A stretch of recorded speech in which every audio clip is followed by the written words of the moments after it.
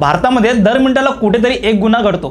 NCRB म्हणजेच राष्ट्रीय गुन्हे नोंदवहीच्या ताज्या आकडेवारीने हे उघड केलं आहे। पण या सर्वात महाराष्ट्रात स्थान नेमकं कुठे आहे? 2023 मध्ये देशभरात दर 17 मिनिटांनी एका व्यक्तीची हत्या झाली, दर 8 मिनिटांनी बलात्कार सारख्या गंभीर गुन्हा नोंदवला गेला, दर 3 मिनिटांनी चोरी आणि दर 5 मिनिटांनी घरफोडीची घटना।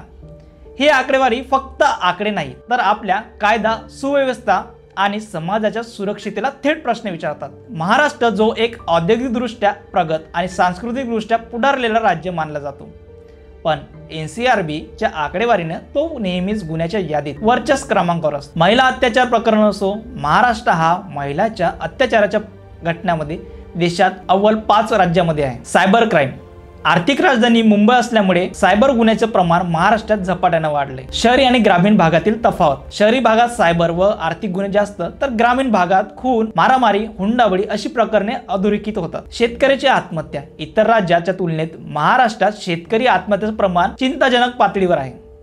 हा देखील एनसीआरबी मध्ये नोंदवला जाणारा मोठा गुन्हाच आहे। हे सामाजिक व प्रशासकीय अपयशच आहे। पण यावर काय करता येईल? तर प्रथम जनजागृती। प्रत्येक नागरिकाने आपल्या अधिकाराबद्दल व कायदेशीर संरक्षणाबद्दल माहिती ठेवणे आवश्यक आहे। पोलीस आणि न्याय व्यवस्था, वेगवान चौकशी, जलद गती, न्यायालयीन प्रक्रिया व डिजिटल ट्रॅकिंग। तिसरा आहे सामाजिक जबाबदारी।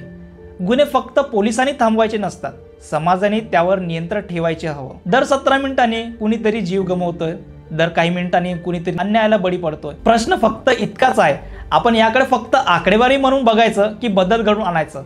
तुम्हाला यावर काय वाटते आम्हाला कमेंटमध्ये सांगा आणि आमच्या महाराष्ट्र रोज चॅनलला सबस्क्राइब करायला विसरू नका। धन्यवाद।